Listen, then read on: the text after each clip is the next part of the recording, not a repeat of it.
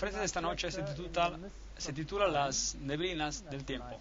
Y este es un bonito fondo nublado allí. Las neblinas del tiempo es una conferencia sobre Daniel capítulo 2. Yo soy Dios y no hay otro Dios, que anuncio lo por venir desde el principio y desde la antigüedad y lo que aún no era hecho. Isaías capítulo 46 versículos 9 y 10. Entonces Dios dice, y yo te diré antes de tiempo lo que pasará desde el principio hasta los últimos días. Y en Daniel tenemos una clave al libro de Apocalipsis. De hecho, los libros de Daniel y Apocalipsis van mano a mano.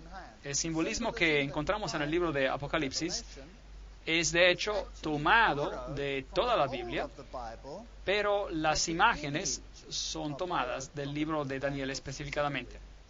Jesús dice en Mateo 24, cuando se le preguntó acerca de las señales del fin, que debemos estudiar el libro de Daniel en particular.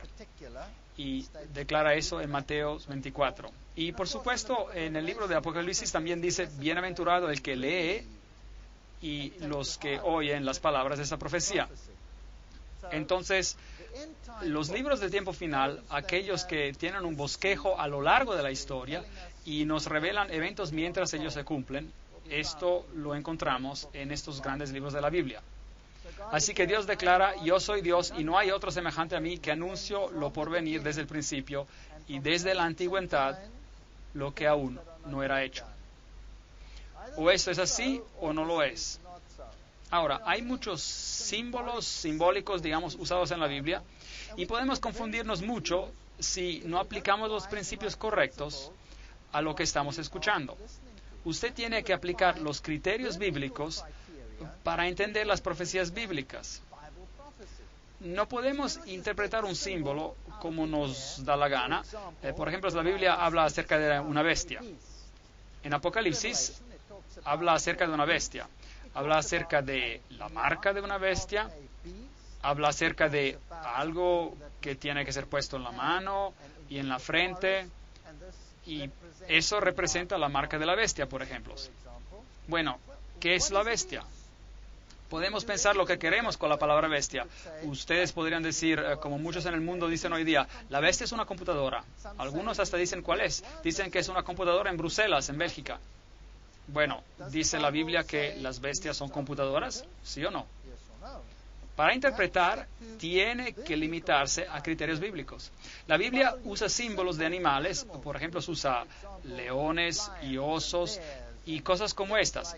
Ahora, hay equipos de deportes que son conocidos como leones. En las Islas Británicas, el equipo de rugby es conocido como los leones. Entonces voy a interpretarla en la Biblia que el equipo británico de rugby va a jugar un rol importante en los tiempos finales, solo porque se llaman leones, o los osos. De hecho, ese es otro equipo de deportes. ¿Será eso un criterio? Claro que no. Tenemos que usar criterios bíblicos para poder tratar con símbolos bíblicos. Así que he juntado un pequeño diccionario de términos proféticos que están definidos en la Biblia. Y tenemos que usar la Biblia, las definiciones de la Biblia. Por ejemplo, linos blancos son justicia, Apocalipsis 19, verso 8. El lino blanco que vistes representa la justicia de los santos. Una trompeta o un viento son símbolos de guerra en la Biblia, Apocalipsis Jeremías 49, 36. Ahora, eso en un sentido profético. Prostitución. Me pregunto cuántos sermones han sido predicados acerca de las mujeres libertinas y la prostitución y todas esas cosas cuando en verdad Dios usa la palabra prostituta en un sentido profético, refiriéndose a la idolatría, siendo infiel a Dios. Y hay un número de textos indicados aquí, los cuales muestran que la idolatría es prostitución. Dios dio también una lección enigmática para Israel. Tuvo un profeta que se casó con una prostituta para dar una ilustración sobre la infidelidad del pueblo de Israel hacia su Dios. Aguas y mares en la Biblia representan naciones cuando se está hablando en un sentido profético. Las aguas que viste son pueblos y naciones y multitudes y reyes. Apocalipsis 17, verso 5. Una mujer en la Biblia es una iglesia. Efesios 5, 22 a 24. Segundo de Corintios, Jeremías, Isaías, Oseas, Juan. Todos ellos se refieren a este simbolismo de una mujer representando a la iglesia. Cristo es el novio, la iglesia es la novia. Sión es un símbolo del pueblo de Dios. Isaías 51, 16. Y una bestia, en la Biblia, en sentido profético, es un reino. Daniel capítulo 7, verso 17 dice, y las bestias que vistes son reinos o reyes. Y un rey representa un reino.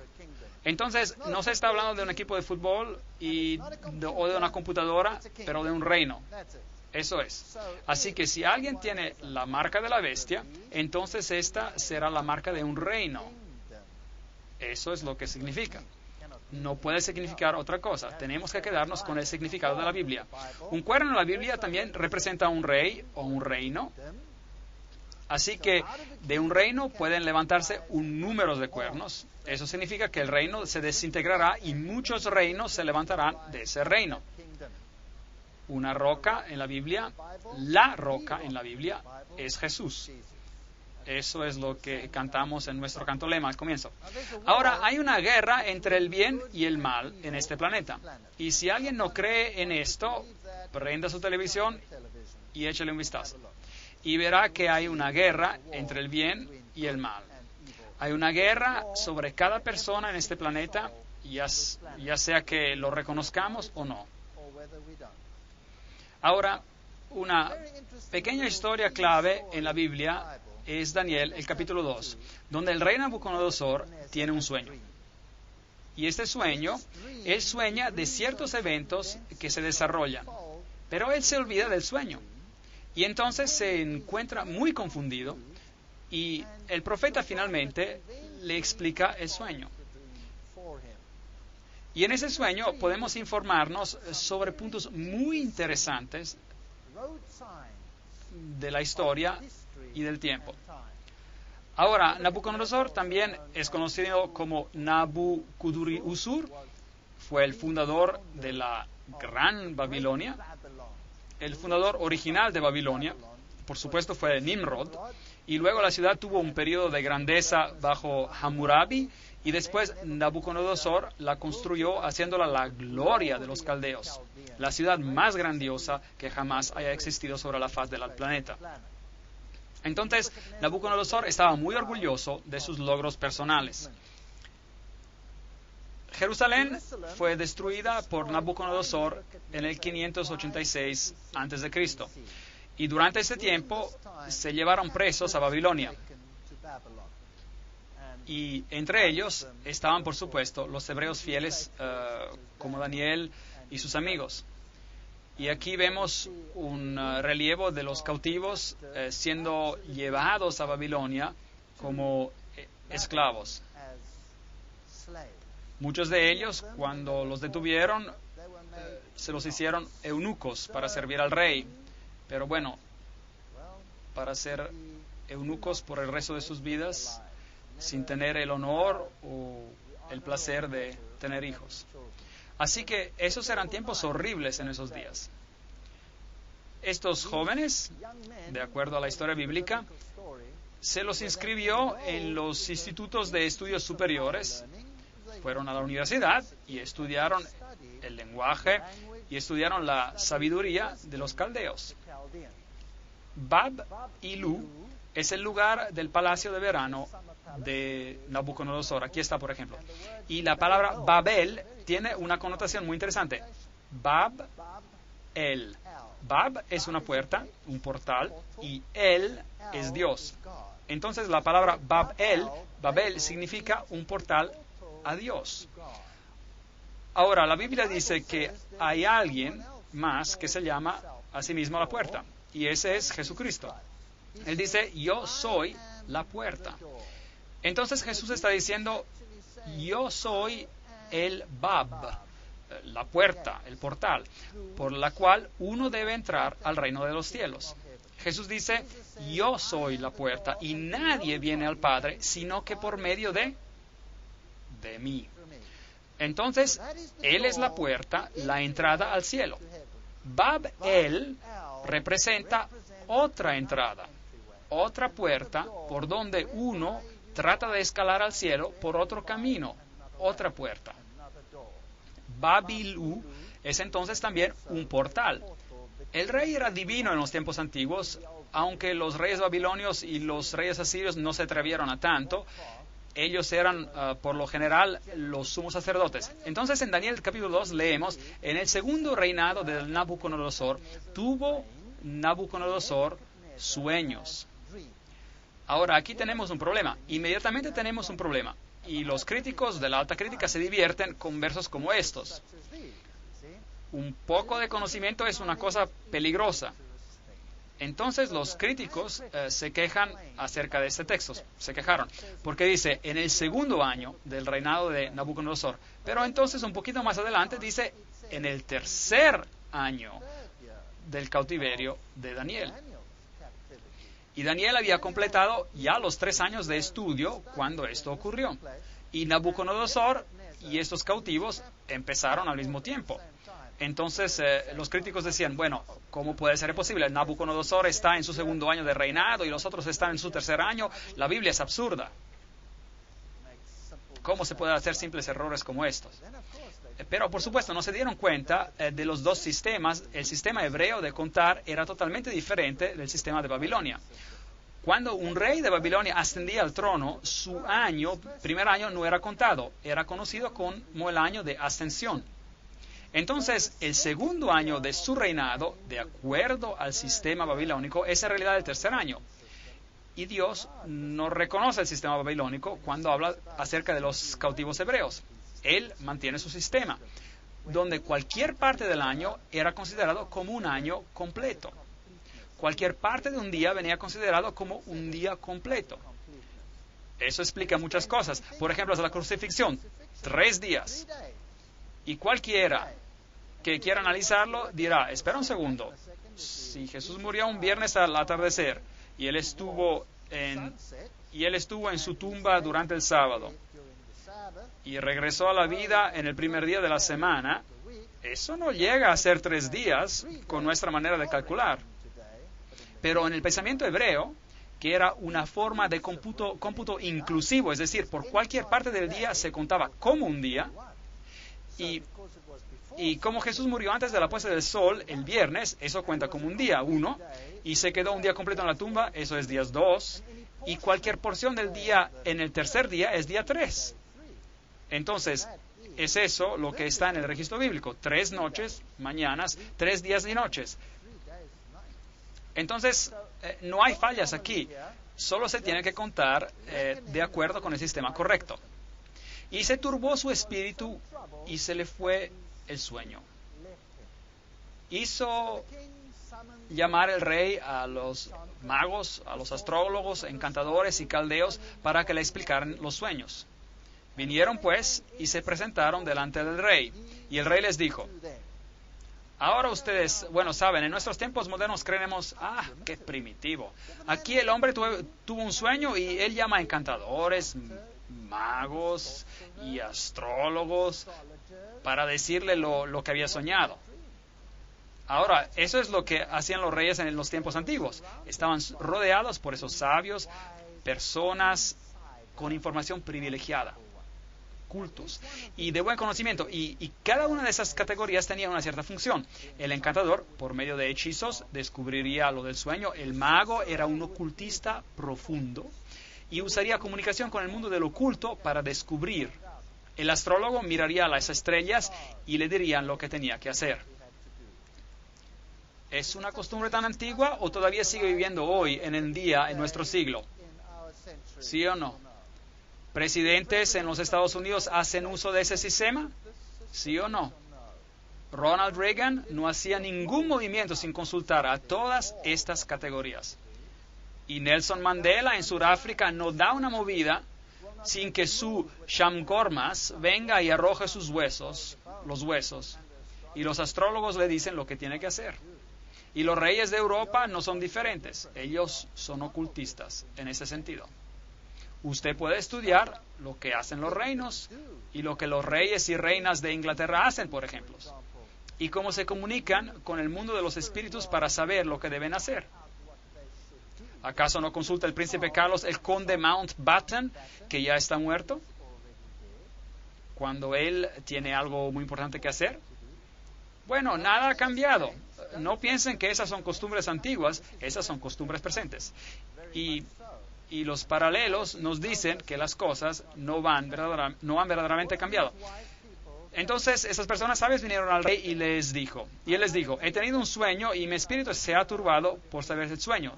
Daniel 2, 1-3.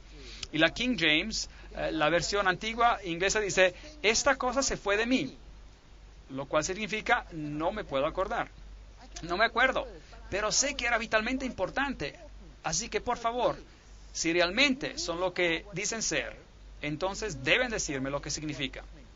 Y el rey respondió y dijo a los caldeos, el asunto lo olvidé.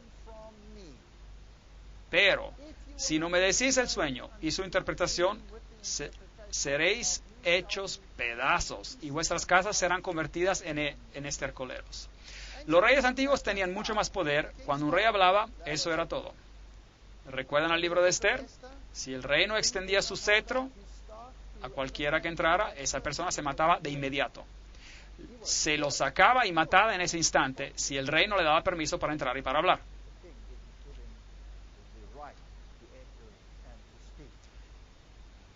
El versículo 10 dice, los caldeos. Ahora, ¿quiénes son los caldeos? Los caldeos eran los eruditos, los que eran altamente educados, los astrónomos, los antes. Y tenemos caldeos hoy en día. Algunas órdenes religiosas concentran los más intelectuales, los más cultos en el mundo, en ciertos órdenes, que de hecho después administran muchas de nuestras universidades. Y las universidades más reconocidas al mundo, las universidades más renombradas que tenemos hoy en día en el mundo, son administradas por una categoría de personas hoy en día, que sería el equivalente exacto de los caldeos en ese entonces. Nada ha cambiado, así que esos son los eruditos. Los caldeos respondieron delante del rey y le dijeron, no hay hombre en la tierra que pueda declarar el asunto al rey. Además, ningún rey, príncipe ni señor que ha preguntado una cosa semejante a ningún mago, ni astrólogo, ni caldeo. ¿Ven las diferentes categorías? Todos ellos no pueden hacer esto. Porque el asunto que el rey demanda es difícil y no hay quien lo pueda declarar al rey, salvo que los dioses, cuya morada no está entre los hombres. Entonces Dios removió ese sueño de la mente del rey para que él no pudiera recordarlo. Y también para exponer todas estas categorías de personas. Versículo 12. Por esto el rey, con ira y con gran enojo, mandó que mataran a todos los sabios de Babilonia. Todos. Ahora, obviamente, esto incluía a todos aquellos que habían recibido esta educación elevada. Y, por supuesto, incluiría a Daniel y a sus amigos, porque ellos habían completado su educación en el Instituto de Babilonia de Estudios Superiores. Entonces, todos ellos fueron sentenciados a morir un día, solo porque no podían responder al sueño. Cuando Daniel escuchó de que los iban a ejecutar a todos, fue a Arioc, el guardia del rey, y le dijo, ¿hay alguna manera que yo pueda hablar con el rey? Y después de que se le dio el permiso, Daniel retornó a su casa y explicó este asunto a sus amigos, Ananías, Misael y Azarías. Misael, Mishael, de hecho son nombres muy interesantes. No tenemos tiempo para entrar en detalles, pero hay una tipología en el nombre de los eventos que se desarrollan. Daniel significa juicio, juicio de pueblo de juicio, juicio de las personas. Misael, Mishael significa quién es como Dios. Analogías muy interesantes aquí. Daniel 2, 17 y 18. Él pidió para que pidiera misericordia del Dios del cielo sobre este misterio, a fin de que Daniel y sus compañeros no perecieran con los otros sabios de Babilonia. Esos son los acontecimientos básicos detrás de nuestra historia. En Daniel 2, versículo 21, tenemos esta declaración. Y Él, el Dios, es decir, cambia los tiempos y las estaciones, remueve reyes y pone reyes. Entonces, nuestra historia va a ser de cómo los reinos se levantarán y los reinos desaparecerán en este planeta. Daniel 2, versículo 24, nos cuenta de cómo el rey es informado de que Daniel tiene una respuesta. No ejecutes a los sabios de Babilonia, llévame a la presencia del rey y yo le daré la interpretación. Dios dio a Daniel una visión, no solo una descripción del sueño, pero también la solución, la interpretación del sueño. Respondió el rey y le dijo a Daniel, el cual se llamaba Belshazzar, que por supuesto es su nombre dado en lugar de Daniel, que se interpreta juicio. Así que todo el libro de Daniel habla de juicio, como el nombre indica. Habla acerca del juicio final sobre este planeta y el juicio de los varios reinos mientras avanza en la historia. Belshazzar, Bel era el dios de los caldeos. Bel, vamos a hablar mucho de este dios Bel, y está muy de moda hoy en día, diría. Hay muchas organizaciones que se llaman aún por Bel hasta hoy en día. Daniel, el cual llamaban Belshazzar, ¿podrás tú hacerme conocer el sueño que vi y su interpretación? Daniel 2:26. ¿Y qué dijo Daniel? ¿Sí yo puedo? ¿Sí yo puedo? No. Belshazzar, Belteshazzar. Belit es diosa, Sha es rey, Sar, Utsur es protector. Entonces, Bel es una deidad masculina, Belit es una deidad femenina. Ya sea masculino o femenino, eran intercambiables. Es una idea interesante. Regresaremos a este concepto en más detalle al futuro. Daniel respondió al rey diciendo, el misterio que el rey demanda, ni sabios, ni astrólogos, ni magos, ni adivinos. Es fascinante para mí saber que cada una de esas categorías existen hoy en día y son usadas por el mundo hoy y por el liderazgo del mundo hoy. Pero hay un Dios en los cielos que revela los misterios y Él ha hecho saber al rey Nabucodonosor lo que ha de acontecer. ¿Cuándo? En los últimos días. Daniel 2, 27, 28. Entonces Daniel capítulo 2 es un libro para nuestro tiempo. Es para nuestro tiempo. Nos explica algo para todos los tiempos, pero se concentra al final de la historia humana. El Daniel, el juicio final viene en nuestros tiempos. No es sorprendente que las personas digan, olvídese del Antiguo Testamento, no lo necesitamos más. Bueno, Jesús dijo, cuando veáis en el lugar santo la abominación desoladora de la que habló el profeta Daniel, el que lee entienda. Hablando acerca del futuro, Jesús mismo nos indica el libro de Daniel y concierne nuestro tiempo. Y Daniel no toma el honor, él da el honor a Dios. Vean, hay dos sistemas religiosos en este planeta. Un sistema está centrado en el hombre y el otro está centrado en Dios. Y esa es la batalla para el alma de cada persona en este planeta. Y se sorprenderá de quién hoy en día promueve una religión centrada en el hombre. Se sorprenderá. Los pondré en la pantalla uno después del otro para usted, mientras seguimos con las conferencias. Daniel 2:29. Estando tú, rey, en tu cama, te vinieron pensamientos por saber lo que había de suceder en lo porvenir. Y el que revela los misterios te mostró lo que ha de ser. Y esto es básicamente lo que él soñó. Él vio a una estatua con la cabeza de oro, los brazos de plata, y esta cabeza de oro era muy asombrosa. 2 brazos, caderas de bronce, piernas de hierro, 2 piernas, y luego los pies de hierro y barro. Y luego él vio una roca que venía hacia la tierra, golpeó a la estatua y la destruyó. Y golpeó en los pies en ninguna otra parte. Golpeó en los pies. Bueno, ¿qué significa este sueño? Bueno, la Biblia es tan buena que nos dice exactamente lo que significa para que no tengamos que adivinar. Tú, rey, veías en tu sueño una gran imagen. Esta imagen era muy grande y su gloria muy sublime. Eso es lo que él soñó. Y viste esta roca venir. Daniel 2, versículos 32 al 33. La cabeza de esta imagen era de oro fino, su pecho y sus brazos de plata, su vientre y sus muslos de bronce, sus piernas de hierro, sus pies en parte de hierro, en parte de barro cocido. Así que el sueño miraba hacia el futuro y también trataba de los últimos días. Estabas mirando hasta que una piedra se desprendió, note cuidadosamente, sin que la cortara mano alguna.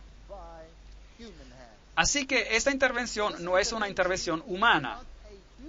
Pero ¿qué clase de intervención? Es una intervención divina. Hirió a la imagen, la piedra, en sus pies. Por favor, sea muy cuidadoso. No hiere la estatua en los muslos. ¿Están conmigo? No hiere la estatua en la cadera. Ahora, ¿por qué enfatizo eso? ¿Acaso es importante? Sí, parece de ser muy importante. Sistemas religiosos enteros en el mundo tienen una estatua que hiere, que es herida en las caderas. Cuando la estatua no fue herida en la cadera, la roca hiere los pies. La roca no hiere los muslos. Y con esta simple analogía, ya la mitad de las religiones cristianas en el mundo, tienen algo equivocado, seriamente equivocado. Bueno, eso es lo que la Biblia dice. Búsquelo por usted mismo. Hiere la estatua en los pies de hierro y barro y los desmenuza. Daniel 2, 34. ¿Y quién es esta roca? Obviamente, si no es una intervención humana, es una intervención divina. Así que si usted está esperando alguna ayuda de alguna superpotencia, cualquiera sea esa nación, le tengo malas noticias. La intervención final es una intervención divina. Es la segunda venida de Cristo. Entonces, fueron desmenuzados. También el hierro, el barro cocido, el bronce, la plata y el oro. Ahora, aguarde un momento.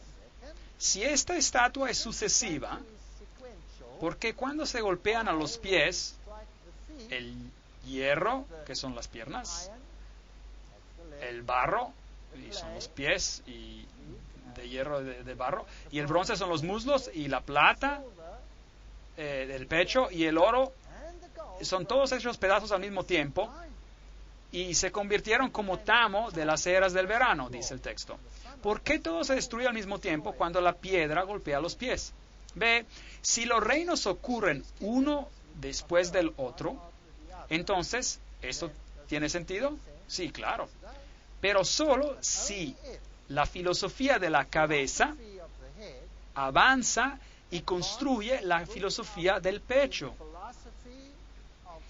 Y esa aumenta grandemente en la filosofía de las caderas y es incorporada en la filosofía del hierro y propagada al mundo con la filosofía del hierro y del barro.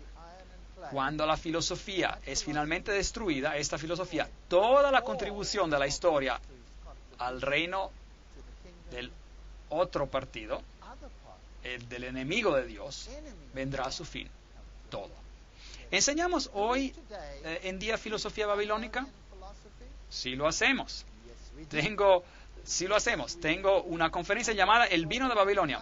Estará sorprendido de cuánta filosofía babilónica enseñamos. ¿Enseñamos filosofía medo-persa? Claro que sí. Lo hacemos. ¿Está la religión del mitraísmo bien y en vida?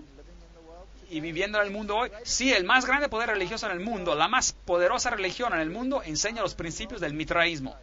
Muy interesante. Y eso es de Medio Persia. ¿Tenemos la filosofía griega en el mundo hoy? Claro que sí.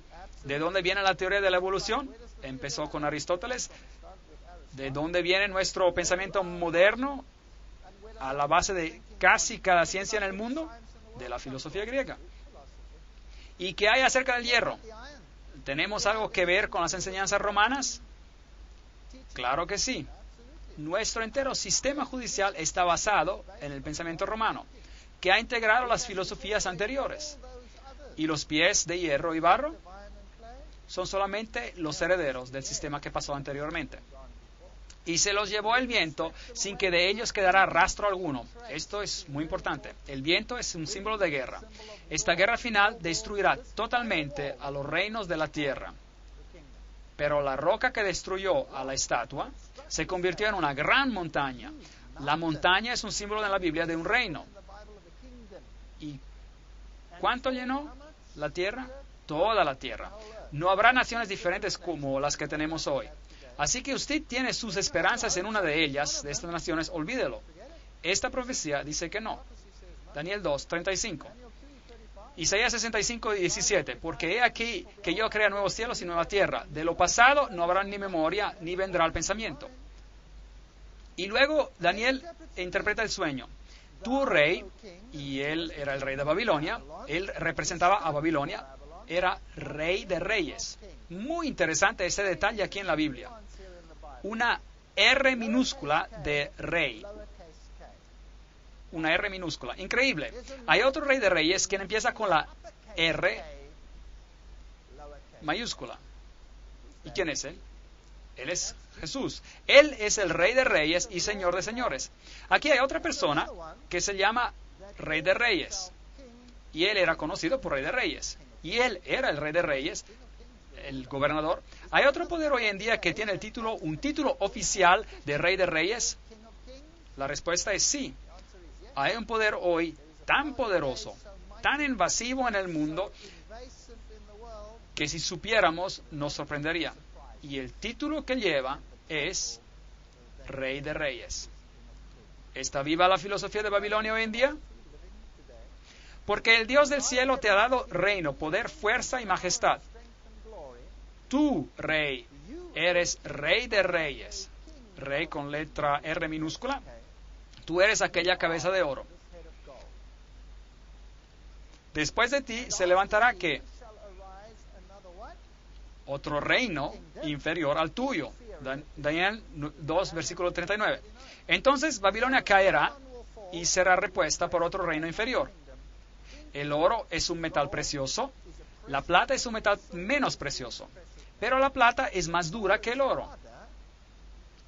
Entonces, la filosofía máxima de un rey de reyes era en la cabeza de oro. La filosofía máxima de Babel, otro portal al cielo, era simbolizada en el oro. Fue fortalecido en el siguiente reino, aunque se convirtió en más brutal y menos refinado. Su pecho y brazos de plata. Hay dos componentes a un pecho y a un brazo, y habrá dos componentes en el siguiente reino también, el cual dominará sobre toda la tierra. Babilonia nunca se tenía que disipar, nunca tenía que ser destruida. Nabucodonosor pensó que él había construido un reino que nunca dejaría de existir. He aquí una inscripción que fue encontrada sellada por un sello de Nabucodonosor donde dice que dure para siempre. Él no podía pensar en un reino que sería destruido. Pero Daniel le indicó y le dijo, el reino desaparecerá, tu reino desaparecerá. Este orgulloso monarca dijo a Daniel, increíble, nunca, jamás. ¿Y qué hizo él? Después de que se había humillado, más tarde endureció su corazón y él pensó en sí mismo, nunca. Yo voy a desafiar al Rey de Reyes. Mi reino de oro nunca será destruido. Nunca pasará a la plata, al bronce, al hierro y al barro. Nunca. Reinará para siempre. Constrúyame una estatua de oro puro, de la cabeza a los pies. ¿Qué estaba diciendo? ¿Qué estaba diciendo cuando estaba haciendo esto? Él estaba desafiando al Dios del cielo. Él estaba diciendo, te voy a desafiar. Voy a levantar mi reino y no lo destruirás. ¿Es posible de que haya un poder hoy en día que esté diciendo la misma cosa? Voy a desafiarte. Voy a levantar un reino que nunca será destruido. ¿Es posible? Bueno, Veamos que es más que posible y es una realidad triste en el mundo en el que vivimos hoy. Entonces este rey era arrogante en ese tiempo, pero hay un poder igualmente arrogante hoy en día que está haciendo la misma cosa. Daniel 3, 16 a 18. Sadrach, Mesach y Abednego respondieron al rey Nabucodonosor diciendo: no es necesario que te respondamos sobre este asunto. Nuestro Dios, a quien servimos, puede librarnos del horno del fuego ardiente. Y de tus manos, rey, nos librará.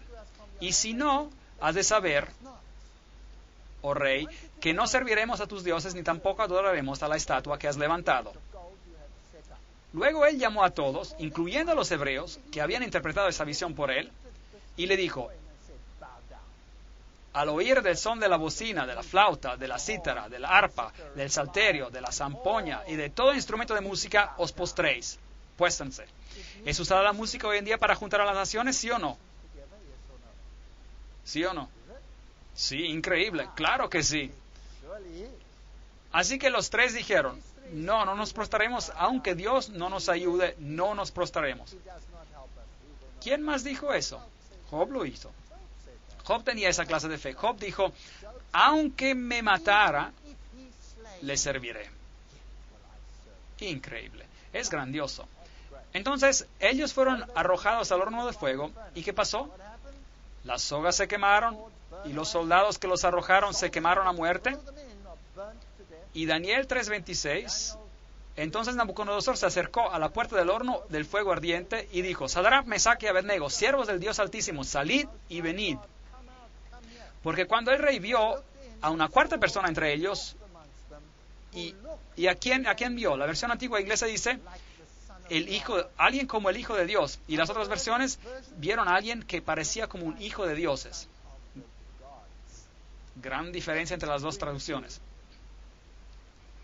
Daniel 3:28, y Nabucodonosor dijo: bendito sea el Dios de Sadrach, Mesach y Abednego, que envió a su ángel y libró a sus siervos que confiaron en él, los cuales no cumplieron el edicto del rey y entregaron a sus cuerpos antes de servir y adorar a otro Dios que su Dios. Entonces la historia nos cuenta de que Nabucodonosor fue humillado.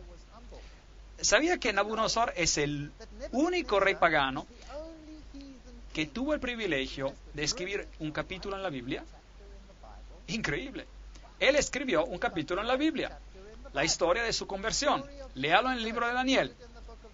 Y creo que Nabucodonosor estará en el cielo algún día, porque se convirtió y su orgullo se humilló. Pero esto es como se veía, era una ciudad magnífica. Aquí está el emblema de Babilonia, el león, jardines colgantes. Él los construyó para su esposa Amuea, quien deseaba montañas. Y Babilonia estaba en una llanura, y ella no estaba muy feliz. Entonces él le dijo: voy a construirte una montaña. Y él se la construyó. Esos eran los reyes de aquellos días, tenían poder. Aquí hay la puerta famosa de Ishtar, que todavía se puede encontrar en el Museo de Pergamum en Berlín. Hermosos relieves de piedras originales. Las escrituras cuneiformes que han descubierto nos cuentan la historia de Nabucodonosor. Estos portales los adorné con hermosura para que sean el asombro de multitudes de personas. Dicen las escrituras: para el asombro de los hombres he construido esta casa. Nabonidus, ahora, ¿quién era Nabonidus? Era el padre. Y a Belshazzar, el hijo exaltado, la ofrenda de mi cuerpo. ¿El padre de quién? De Belshazzar. ¿No es interesante? Vea, los críticos observaron otra vez. La Biblia habla acerca del último rey de Babilonia como Belshazzar. Y estos críticos decían: está mal, él no era el rey. Nabonidus era el rey. Lo que no se dieron cuenta, no teniendo las escrituras cuneiformes para descifrar a esa etapa, era que Nabonidus se había retirado a una vida religiosa. Él era un hombre altamente religioso y servía entre los sacerdotes de Babilonia. Y le concedió el gobierno a su hijo. Entonces, esta es una inscripción que se ha encontrado sobre este asunto. Y a Belshazzar, el hijo exaltado, la ofrenda de mi cuerpo, tú pones la adoración de la gran deidad en su corazón, que no camine en caminos de pecados, que su vida sea satisfecha en abundancia y reverencia de la gran deidad que mora en su corazón de Belshazzar, mi hijo primogénito. Dios habla al hombre moderno, página 154. Déjeme decirle, en el año 1882 una inscripción fue encontrada que Nabonidus había dejado durante su reinado a su hijo. En 1916, una inscripción fue encontrada en la cual había un juramento de Belteshazzar y Nabónidos juntos. Nuevamente los críticos se equivocaron, la Biblia fue comprobada correcta. Y en 1924 encontraron la famosa inscripción: yo otorgo mi reinado a mi hijo Belshazzar. Traguen los polvos, el polvo críticos, la Biblia gana 1-0, nada para los enemigos de esto. Y luego la escritura apareció en la pared y escuchamos la historia del viejo profeta Daniel, que fue llamado para interpretar la escritura en la pared. Mene, contó Dios tu reino y le ha puesto fin, Belshazzar, y lo ha terminado. Tekel, pesado ha sido en las balanzas y ha fallado, y ha hallado falto. Peres, tu reino ha sido dividido y dado a los medos y los persas. Muy interesante, 2 brazos, medos y persas.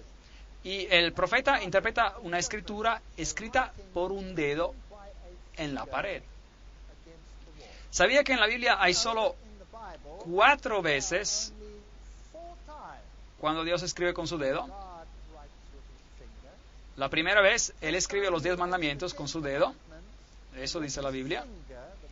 Y los escribió en 2 tablas de piedra. Y luego Moisés las quebrantó cuando bajó y encontró a los israelitas en idolatría. Y luego labró a nuevas piedras y nuevamente Dios escribió con su dedo lo que Él había escrito en las primeras tablas. Y luego aquí en Babilonia, a la caída de Babilonia, Dios escribió con su dedo. Entonces Dios quería asegurarse de que todos se dieran cuenta de que Él traería Babilonia a su fin. Lo escribió con su dedo. Y en el tiempo del fin, la Biblia nos dice que hay otro rey de Babilonia, en el libro de Apocalipsis, el cual vendrá también a su fin. De la misma manera. ¿Y cuál es la cuarta vez cuando Dios escribe con su dedo? Jesús escribió con su dedo en la arena. Interesante. Ese es el único registro que tenemos de Jesús escribiendo algo con su dedo. Babilonia no quiere. Jeremías 51:9. Curamos a Babilonia, pero no ha sanado. Apocalipsis 2:21. Yo le he dado tiempo para que se arrepienta, pero no quiere arrepentirse. Hay una Babilonia antigua y hay una Babilonia moderna. ¿Quién es la Babilonia moderna? La Biblia nombra a Ciro 150 años antes de su nacimiento. El profeta Isaías en el capítulo 45 dice: así dice Jehová a su ungido, a Ciro, al cual tomé yo por su mano derecha para sujetar naciones delante de él y a desatar lomos de reyes para abrir puertas delante de él, puertas que no cerrarán. Isaías 45:1. La Biblia predice que este rey Ciro vendría y liberaría. La Biblia lo llama el ungido. ¿Sabía que la Biblia usa esta terminología para Ciro y la usa para Jesús? Entonces, este rey pagano aquí, quien trae a Babilonia a su fin, es usado como símbolo, como tipo del gran rey que vendrá y dará su fin a Babilonia en los últimos tiempos. Es una analogía muy interesante, muy interesante. El cilindro de Ciro, con toda la historia de él, en escritura cuneiforme de cómo ocurrió: yo soy Ciro, rey del mundo, el rey grande y justo, el rey de Babilonia, el rey de Sumer y Akkad, el rey de los 4 puntos del mundo, hijo de Cambises, cuando entré a Babilonia como amigo y ascendí al trono entre ánimos de alegría y espectáculo maravilloso en el palacio del gobernador. Mis soldados innumerables vagaron a Babilonia en paz y en sinceridad. Yo prohibí hostigamiento, acoso y terror por todo Sumer y Akkad. Me esforcé por mantener paz en Babilonia y en todas las otras ciudades. Abolí el trabajo forzado por respeto a los ciudadanos de Babilonia, lo cual era contra su estado social, y ayudé a restaurar las casas destruidas, las acomodé nuevamente con lugar pasible. Patos y palomas traté de preservar a sus hábitats. Ve, Dios va a restaurar todas las cosas también. El ejército marchó por debajo de las puertas de Babilonia. Fueron dejadas abiertas, el río se apartó porque Dios cambia tiempos y estaciones y remueve reyes y levanta reyes. Y es Él quien da sabiduría al sabio y conocimiento a aquellos que no entienden. Y eso llegó a su fin al reino de Babilonia. El siguiente reino que gobernará la tierra, los medos persas, vinieron a continuar después de Babilonia. En Daniel capítulo 2, versículo 39, leemos acerca de este reino. Después de ti se levantará otro reino, y luego un tercer reino de bronce, el cual dominará sobre la tierra. Este es el siguiente. Estuve persuadido de que no había nación, ciudad o personas donde su nombre no alcanzara. Me parece que hubo de haber una mano divina dirigiendo ambos su nacimiento y acciones. Librería Histórica, libro 16, capítulo 12. Entonces la Biblia describe el levantamiento del imperio de los medos persas y su caída delante de este poderoso rey Alejandro el Magno, quien destruiría este ejército. Sabía que Alejandro derrotó a los medos persas con un ejército de solo 45,000 soldados, y los medos persas tenían un ejército de 1,000,000 de soldados. Él los aplastó. Él era un gran estratega y sabía exactamente lo que estaba haciendo. Así que el imperio griego siguió después del imperio medo-persa. Y el imperio de los medo-persas añadió a la región de Babilonia. Tomó la región de Babilonia, la refinó en el sistema mitraico, el cual se pasó a la siguiente generación. Y el mitraísmo luego reaparece más tarde en prominencia dentro de la religión de la élite de Roma. Historia muy interesante.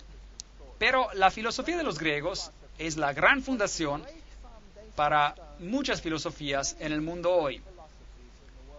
Entonces los griegos siguen después del imperio de los medo-persas. Finalmente, después del imperio griego, Daniel 2:40, y el cuarto reino será fuerte como el hierro. Ahora, si miramos a los soldados a cómo estaban en los días antiguos, Grecia y Roma, son una comparación muy interesante. Aquí está la armadura de los soldados griegos. Note que son de bronce. Esa es su armadura, usaban bronce. Y luego vino el soldado romano. Aquí hay un legionario romano. ¿Y cuál era su armadura? Hierro. ¿No es interesante? Hasta este simbolismo es fascinante. Entonces cambiamos de bronce a hierro y el legionario tenía una armadura fantástica. Tenía este pequeño cinturón aquí en el frente para proteger, y el escudo que protegía a los soldados, y los hombros de los soldados. Y esta es una espada corta y gruesa. Eran una fuerza tremenda los soldados. Y por supuesto el poder de Roma no tenía igual. El hierro es más duro que el bronce y Roma era poderosa, más poderosa que los griegos. Aquí hay algunas de las ruinas del Imperio Romano. El cuarto reino será fuerte como el hierro, y como el hierro desmenuza y rompe todas las cosas, así él lo desmenuzará y lo quebrará todo. Daniel 2:40. Entonces, ese es un reino cruel. ¿Fueron los romanos particularmente crueles? ¿Qué hacían con los que disentían con ellos? ¿Qué les pasaba? Los crucificaban. Algo muy duro. En la caída de Jerusalén, por millas, kilómetros, había crucificados tras crucificados. Todos venían crucificados. Nadie se metía con Roma. En el 22 de junio del 168 a.C., en la batalla de Pydna, Percus, el rey de Macedonia, fue completamente derrotado por los ejércitos de Roma. En ese día pereció el imperio de Alejandro Magno, 144 años después de su muerte. Así que ahí pereció. El famoso historiador Edward Gibbon dice: las imágenes de oro, plata, bronce que se utilizan para representar las naciones y sus reinos fueron exitosamente quebrantadas por la monarquía del hierro de Roma. La historia y la caída del Imperio Romano. Todo el mundo está de acuerdo de que el hierro era el reino de Roma. En el segundo siglo, Hipólito escribió sobre Roma: regocíjate, bendito Daniel, no te has equivocado. El hierro ya gobierna. ¿Sabía que cuando Alejandro Magno marchó en Jerusalén, los escribas marcharon hacia él con la Torá y le dijeron: tú gobernarás, dice Daniel, tú conquistarás? Y por eso Alejandro no destruyó a Jerusalén, pero simplemente la incorporó. La Biblia dice: antes de tiempo, ¿quién gobernará? Ahora, muchos críticos han dicho, increíble, pero seguramente Daniel debió haber vivido después de los eventos. La Biblia está equivocada. ¿Sabe que la Biblia ha sido reivindicada en ese punto? Porque los rollos, los pergaminos del Mar Muerto, tienen porciones del libro de Daniel donde cambia de aramaico al hebreo. Y ese pequeño pedazo está allí.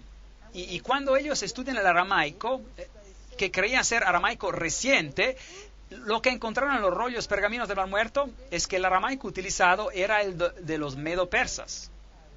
Entonces, el libro de Daniel comprueba los acontecimientos de su época y después sigue comprobando los acontecimientos que están descritos en él. Entonces, fue descrito antes de los acontecimientos. Usted no puede tener razón sobre la Biblia, no puede. Entonces, este gran poder de Roma vino a destruir. El historiador Charles Rowling dice, ellos, los romanos, tomaron indistintamente todas las provincias y reinos y extendieron su imperio sobre todas las naciones. En una palabra, ellos empezaron su expansión sin ponerse límites. Los únicos límites eran los desiertos y mares que no les permitían pasar. Historia Antigua, volumen 4, 79. Entonces, desde el 168 a.C. hasta el 476 después de Cristo, Roma, la monarquía de hierro, gobernó suprema. Ahora, hay dos piernas de hierro. Eso es interesante. Roma fue dividida en dos partes, el imperio del este y el imperio del oeste. Y el emperador, por muchos años, después de Constantino, gobernó desde el este del imperio en bizantino, y él gobernó todo el reino. Pero la Roma del oeste siguió otro camino. Y esta es una historia muy interesante que tenemos acá. Lo que vistes, dice en Daniel 2:41, de los pies y de los dedos, en parte de barro cocido de alfarero y en parte de hierro. Entonces, ¿hay elementos de Roma en los pies y los dedos, sí o no? Claro que sí. Todavía Roma está ahí. El hierro todavía está ahí. El hierro no ha sido eliminado. ¿Será este un reino dividido? ¿Está el mundo tratando de restaurar el Santo Imperio Romano? ¿Sí o no? ¿De qué se trata la unificación de Europa? ¿Ha pensado en eso? Entonces, este será un reino dividido.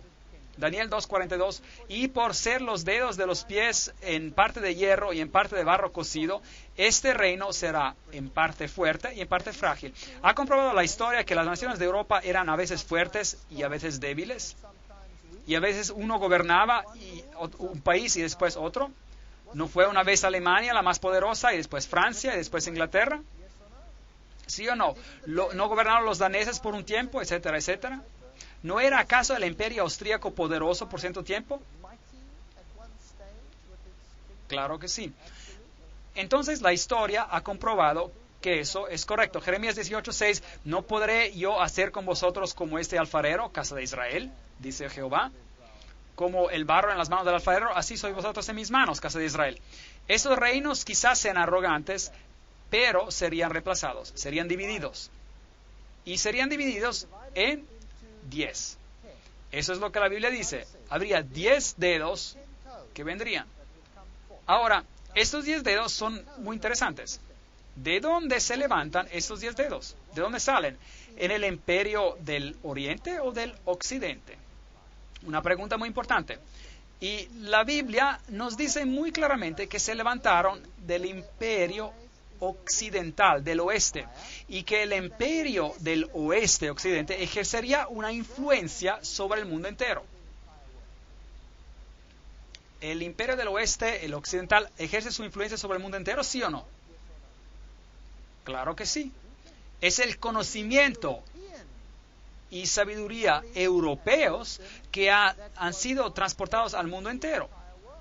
Fueron los europeos que conquistaron a Sudamérica.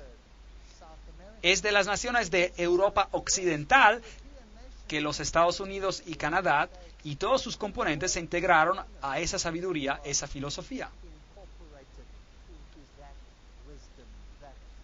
Es la ideología del occidente que viene de Europa del oeste y que está controlando los eventos del mundo. Las superpotencias de hoy, todas pueden comprobar sus orígenes filosóficas a Europa occidental. Entonces, ¿quiénes son estos anglosajones, los francos y los alamanes y los lombardos y los ostrogodos y los érulos, los burgundios, los visigodos, los suevos y los vandales? ¿Quiénes son? Entonces, esta es la división del imperio de la Europa occidental. Y note que hay una nación muy interesante por aquí, la cual ahora es escondida como los ostrogodos. Y luego hay otra nación por aquí, la cual es conocida como los visigodos. Había los burgundos y había los francos. Y los anglosajones y los francos y los romanos tuvieron una alianza muy fuerte en una etapa de la historia. Los ostrogodos y los visigodos tenían una religión un poco diferente que el resto de Europa. Y hubo muchas guerras que fueron peleadas sobre este asunto. Entonces los alamanes hoy son los alemanes. Los alamanes son los remanentes de los alemanes, los suizos son los burgundios, los franceses son los francos, los italianos son los lombardos, los ingleses son los sajones, los portugueses son los suevos, los españoles son los visigodos. Pero 3 de ellos, los érulos, los vándales y los ostrogodos, son extinguidos. Desaparecieron. Se los quitó del mapa. Los ostrogodos, los últimos en desaparecer, una nación muy poderosa que controlaba todos los eventos en Roma, gobernaron sobre Roma misma. Los visigodos estaban en España y tenían una religión un poco distinta. Hubo muchas guerras peleadas en España. España fue dividida, terriblemente dividida, en la mitad, entre el norte y el sur. Y hubo derramamiento de sangre terrible en España. Pero los érulos y los vándales y los ostrogodos fueron totalmente destruidos. La historia trata de decirnos que estos 3 pueblos fueron destruidos porque tenían una filosofía ariana, que significa que ellos propagaban la idea de que Cristo no tenía divinidad y que por eso fueron destruidos. Pero solo tenemos información de una fuente. Todos sus escritos, todo lo que escribieron fue destruido. Todas sus librerías han sido destruidas. Así que realmente no sabemos en qué creían. De hecho, los ostrogodos probablemente recibieron su religión de Palestina y tenían una forma muy pura de cristianismo basado en la Biblia. Y es por eso que fueron destruidos. Pero no tengo tiempo para entrar a ese punto. Eso tomaría toda una conferencia, unas cuantas conferencias solo para este asunto. Así que concentremos en esta profecía. Así que como viste el hierro mezclado con barro, así se mezclarán por medio de alianzas humanas. Entonces, originalmente, cuando Roma cayó, fue dividida en 10 partes. 3 de ellas fueron finalmente destruidas. Y hoy tenemos lo que queda, y estos se mezclarían por alianzas humanas. Tratarían de reunirse por endogamía, matrimonio entre parientes. Pero se unirían el uno con el otro, como el hierro no se mezcla con el barro. Pero no se unirían el uno el otro. Entonces, tuvimos grandes reyes de Europa tratando de reunir a Europa por medio de casamientos, y por eso tuvimos a la reina Diana y al rey Federico tratando de hacer lo imposible para juntar a naciones. Así que aquí está el castillo de Federico en Dinamarca, donde los famosos reyes y reinas gobernaban. Daniel 2:43, así como vistes el hierro mezclado con el barro, así se mezclan por medio de alianzas humanas, pero no se unirán el uno con el otro, como el hierro no se mezcla con el barro. Tenemos la famosa reina Victoria y el rey Cristián. ¿Sabían ustedes que la reina Victoria era totalmente no inglesa? ¿Sabían ustedes que ella era alemana? ¿Sabían que ella hasta habló en alemán en su lecho de muerte? Al estar muriendo, su lengua nativa le regresó. Ella era una reina alemana. Y el rey Cristián de Dinamarca y sus descendientes se mezclaron con alianzas humanas. Todas las naciones se unieron, todos estaban juntos. Entonces diferentes reyes trataron de reunir a los reinos. Aquí tenemos el Papa coronando a Carlos, el gran Carlomagno, el rey del Santo Imperio Romano, porque supuestamente él había logrado reunir a Europa. Y en cuanto se puso esa corona en su cabeza, el reino cayó y fue dividido. Entonces, por un momento, nuevamente se juntarían y luego se apartarían otra vez. Y así que los Carlos y los Luises y todos estos reinos de la tierra y los gran reinos trataron de reunir a Europa. Y luego vino este francés, Napoleón Bonaparte, y su hermano era el gran maestro de la masonería en España. Muy interesante. Él era el gran maestro. Y todos ellos tenían conexiones privilegiadas en este sentido. Y él quería reunir a Europa. Y en la batalla de Waterloo, bueno, él se encontró con su derrota. Es una historia muy interesante. Vamos a estar hablando acerca de esto en más detalle. Todo lo que escuchamos no es necesariamente verdad. Aquí Napoleón es llevado en exilio. Napoleón dijo, quiero crear un sistema europeo, un código de leyes europeas, una corte de apelación europea. Hubiera habido solo un pueblo en toda Europa. Europa hubiera devenido una nación. The Watchman, 1941. Él trató de unir a Europa. 30 años más tarde de Waterloo, el doctor Thomas Arnold dijo, la liberación de Europa por el dominio de Napoleón no fue afectada ni por Rusia, ni por Alemania, ni por Inglaterra, sino que por la mano de Dios. ¿Cuál era el adversario principal de ese tremendo poder? ¿Por quién fue controlado, resistido y al final terminado?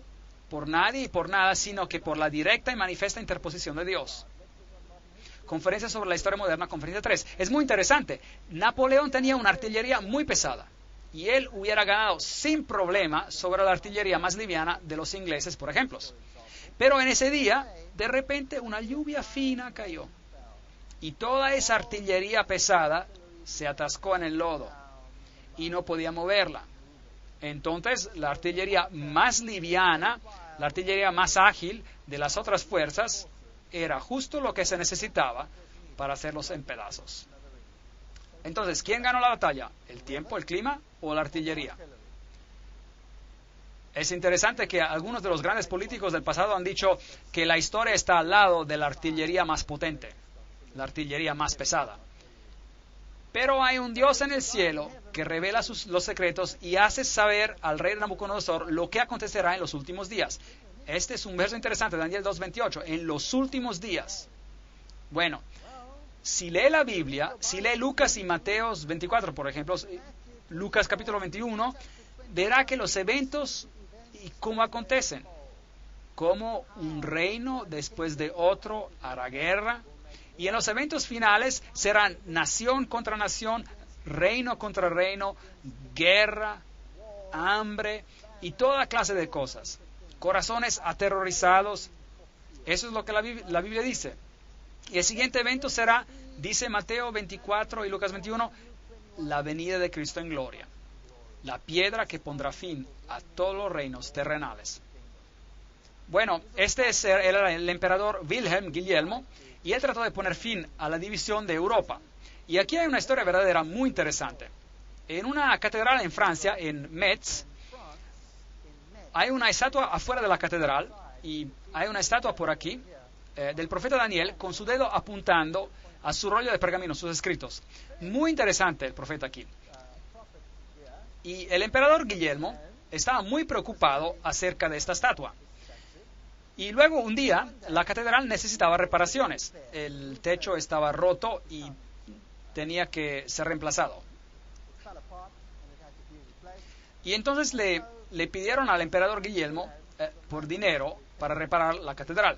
Y el emperador Guillermo dijo lo siguiente.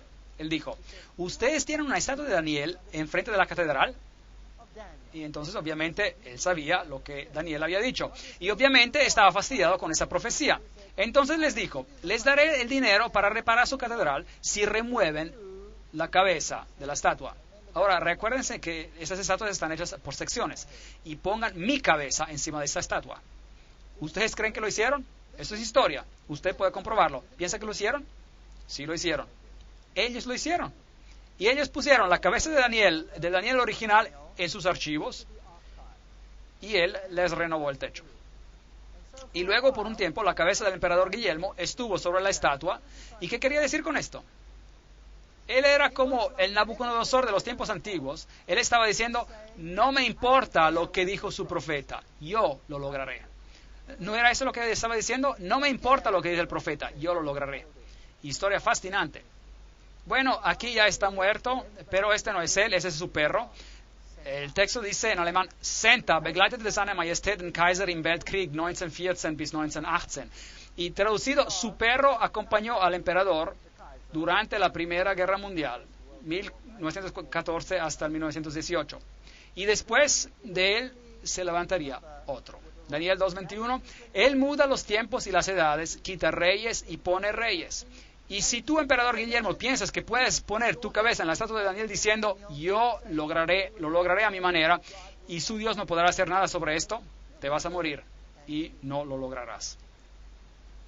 Y hay el resto de la historia. Ahora, esa historia es muy fascinante. Aquí había otro hombre. ¿Usted cree que entendía las profecías de Daniel? ¿Usted cree que estaba interesado? Adolf Hitler estaba interesado en el mundo del oculto como nadie ante él. Había dos quienes estaban muy interesados en el mundo del oculto. Uno era Napoleón. Napoleón, de hecho, envió toda una división de su ejército a Egipto para encontrar algo del origen del poder de Faraón que arrojó su vara y que se convirtió en serpientes. ¿Sabían esto? Y es Francia quien descubrió ¿qué? En Egipto, ¿qué? La piedra Rosetta, por medio de la cual todos los jeroglíficos han sido descifrados. ¿No es esta una historia asombrante? Y ellos estudiaron los secretos del poder de los egipcios, y en el mundo oculto estos conocimientos han sido incorporados en los libros herméticos. Ellos estudiaron el origen de Ham, de Hermes, del hijo de Her y del hijo de Ham, y el conocimiento oculto, y compilaron un número de volúmenes, grandes volúmenes, sobre la historia de Egipto. Este hombre de aquí era un ocultista del más alto rango. Él era un iniciado, un iluminado en el sistema del oculto. ¿Sabían que la entera SS fue construida sobre principios ocultos? ¿Sabían eso? Y ¿no es interesante que él envió una división entera a dónde? A Egipto. Y que los arqueólogos alemanes fueron los que hicieron las grandes excavaciones bajo la protección del general Rommel. Y allí el conocimiento privilegiado se juntó sobre los principios ocultos. Principios que rigen muchos de los reyes y gobernadores de hoy. Vamos a hablar acerca de algunas cosas muy interesantes en esas conferencias. Adolf Hitler sabía acerca de la profecía de Daniel. ¿Cómo sabemos? Él dio una instrucción interesante. Él contactó a la catedral de Metz, en Francia, y dijo, ¿se acuerdan que ustedes tienen la cabeza del emperador Guillermo en esa estatua? Sáquenla. Pongan la cabeza de Daniel de vuelta. ¿Qué estaba diciendo? ¿Qué estaba diciendo? La cabeza de Daniel se regresó a la estatua. Él estaba diciendo, con o sin esa cabeza, yo lo lograré. Increíble.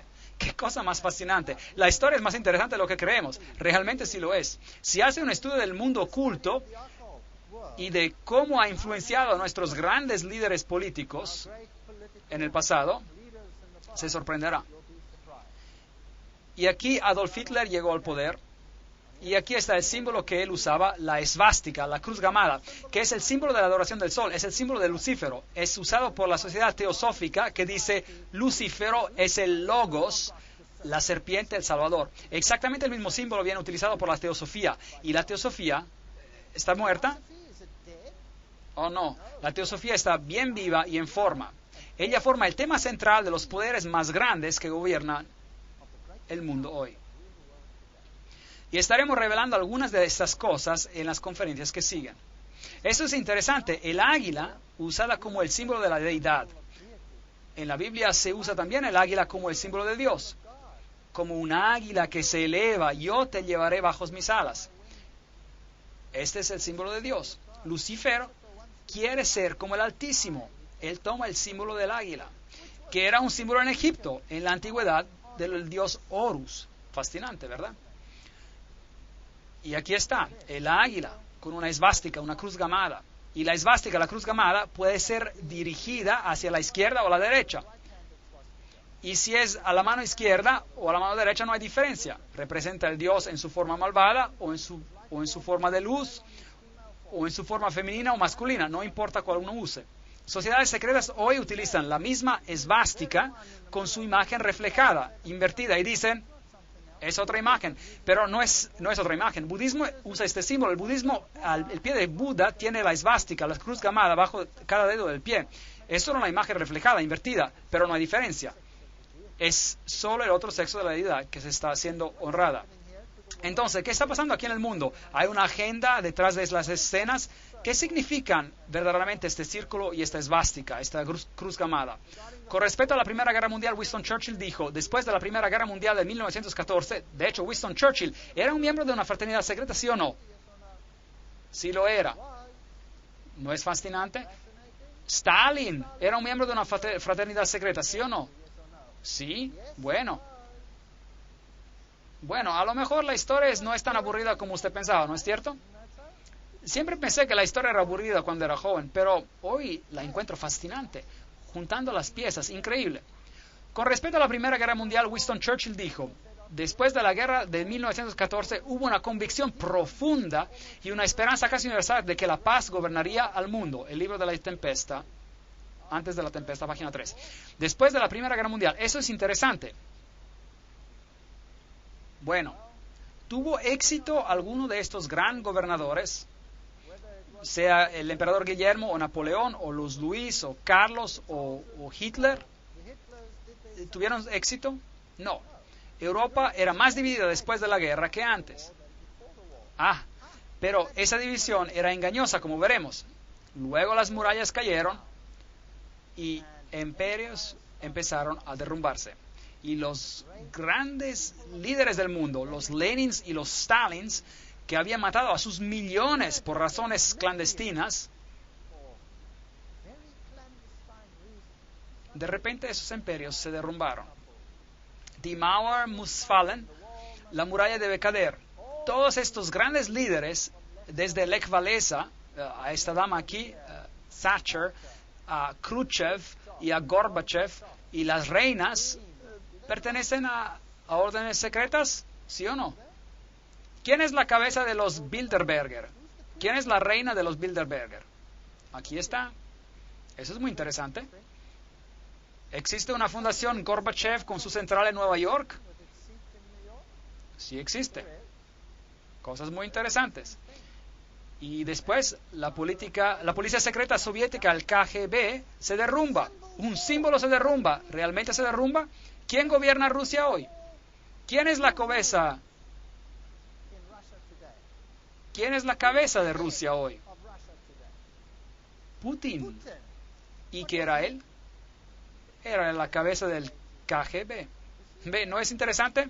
Entonces bajaron a un símbolo y las personas piensan que la opresión ya se fue, pero en realidad no se ha ido, solo ha tomado otra apariencia.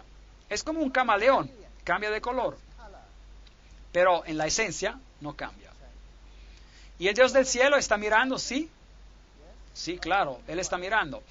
Él nos dijo antes de tiempo que esto ocurriría, y Él nos dijo en gran detalle, la Unión Soviética ya no existe, 3 repúblicas se unen, Gorbachev es ya algo del pasado, Bush necesita tiempo para recuperarse, y etcétera, etcétera. Leyendo el futuro de Europa, podemos sobrellevarnos en las manos del pueblo, es más que dinero, la unión monetaria, mares de problemas, tormenta monetaria destruye la unidad europea. Leland Stove dijo, a la humanidad se le ha dado una sentencia suspendida, pero estos días de gracia son terriblemente pocos. En cuanto nos queda tiempo, página 343. El Dios del cielo levantará un reino, el cual nunca será destruido. Desmenuzará en pedazos y consumirá todos estos reinos, y Él reinará por siempre. Ahora, quiero que piense seriamente esta noche, todos los que están aquí presentes. ¿Está el mundo predicando que estamos avanzando hacia un reino de paz? ¿Sí o no? Sí. Pero será un reino terrenal. ¿Dónde quieren levantar un reino final de paz? ¿Allá en algún lugar en Jerusalén? Bueno, están peleando acerca de esto. ¿Qué dice Dios? ¿Pondrá un fin a qué? ¿A cuántos reinos en esta tierra? A todos. Es lo que Dios dice. A todos ellos. Y Él establecerá su reino. ¿Usted cree que Él necesita los ejércitos del mundo para lograrlo? Todos los que cayeren en esta piedra serán quebrantados. Y sobre quien ella caere, la piedra, le desmenuzará. Es lo que la Biblia dice. Porque enjugará Dios toda lágrima de los ojos de ellos, y ya no habrá más muerte, ni habrá más llanto, ni clamor, ni dolor, porque las primeras cosas ya pasaron. Apocalipsis 21:4. No debemos ser engañados creyendo que los poderes de esta tierra van a conseguir el objetivo por el cual están peleando. No lo lograrán. Llegarán a su fin.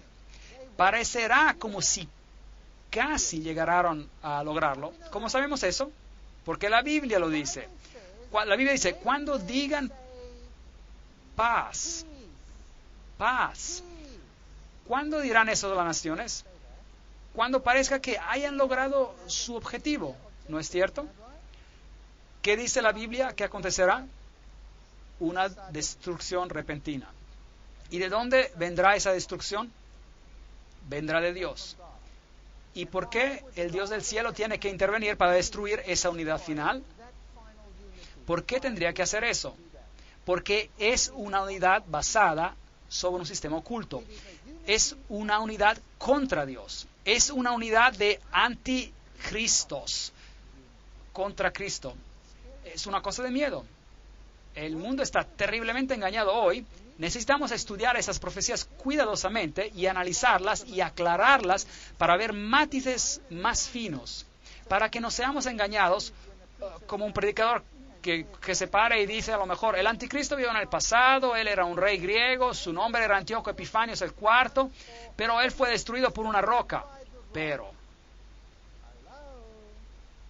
la roca golpea los pies, no golpea los muslos, no golpeó a ningún rey griego.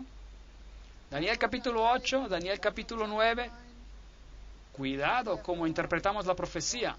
No podemos dar una vuelta equivocada a estos asuntos.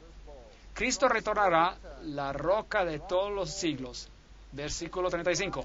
Y la piedra que golpeó la imagen devino una grande montaña. Y la montaña, la Biblia, es un reino. Y llenó toda la tierra. Dios mismo levantará un reino. El sueño es verdadero y fiel su interpretación. Daniel 2:45. Esta noche hablamos de muy pocos detalles, pero hemos tenido un bosquejo relativamente exacto de la historia. ¿Y estarían de acuerdo en decir de que Daniel fue exacto? ¿Sí o no? Claro que sí. Daniel fue exacto. Ahora les tengo malas noticias. Noticias terriblemente tristes para usted. Daniel va a tomar el mismo cuadro, el cuadro de esta noche, es como una ilustración que le daría usted a un niño para colorear. Es solo el perfil. Y luego se le da al niño crayones, colores, y se le dice que coloree la ilustración. Ahora, en nuestra siguiente conferencia estudiaremos Daniel capítulo 7. Y vamos a colorear la ilustración, así por decir. Y luego el asunto se vuelve temeroso porque veremos quién realmente es el poder y algunos de nosotros serán lastimados, algunos de nosotros nos quedaremos chocados, sorprendidos, algunos de nosotros a lo mejor dirán, nunca más quiero escuchar algo sobre esto, pero les animo a que sigan viniendo porque hay una solución fascinante a esto. ¿Sabía que el libro de Apocalipsis toma esta última gran batalla entre el bien y el mal, que de hecho es una batalla secreta? Es una batalla secreta. ¿Sabían que las primeras palabras que Jesús usó cuando le preguntaron cuáles serán las señales de tu venida y del fin del mundo? La primera cosa que él dijo fue, cuidado, que nadie os engañe. El engaño es el nombre del juego. Es como funciona. Hay lobos vestidos en pieles de ovejas engañando al pueblo de Dios. ¿Está el mundo siendo guiado a un camino lleno de flores, fielmente siguiendo y pensando que está haciendo algo bueno, cuando en realidad están siendo guiados al foso del infierno? ¿Es posible? Si creemos en los profetas y si los estudiamos cuidadosamente, y aunque duela, y créanme, yo he estado al otro lado del asunto, y cuando estudié la profecía me dolió, y mi familia se quedó dolida. Y hubo baldes de lágrima. Y ahora tengo baldes de esperanza. Baldes de esperanza. Porque Dios me ha mostrado y ha mostrado a todos en el mundo por medio de su palabra, y la palabra es el único lugar donde podemos encontrar esperanza, que hay esperanza. Pero Él también ha dado un bosquejo sobre el engaño de nuestro tiempo, y debemos saberlo. Hay un pequeño grupo de personas aquí esta noche, muy pequeño grupo de personas. Todo el mundo necesita saber lo que es esta decepción.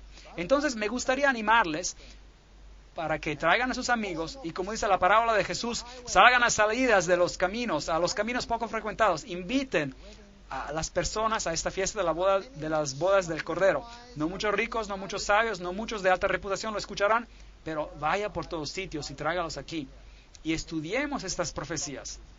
Y yo les hago una promesa solemne. Si hablo de cualquier cosa que está contraria con la palabra de Dios, váyase. Váyase. Si no está según la palabra, váyase. Compruebe cada palabra que digo. Ponga todo a prueba. Use la palabra de Dios como filtro para lo que yo digo. Y si usted me puede mostrar que estoy equivocado, cambiaré. Lo prometo. Yo no quiero hacer nada que no esté en línea con la voluntad de Dios. Ese es mi reto. Vamos a atenernos a la palabra de Dios y veremos exactamente lo que está pasando en nuestros tiempos. Es más temeroso de lo que usted piense. Pero tenemos una esperanza, porque el Dios del cielo levantará un reino que nunca será destruido. Y estamos justo frente a la puerta. Y me gustaría que usted sea parte de ese reino. Que todos, y que Dios los bendiga y los guarde hasta que nos juntemos para colorear el episodio de Daniel, capítulo 7.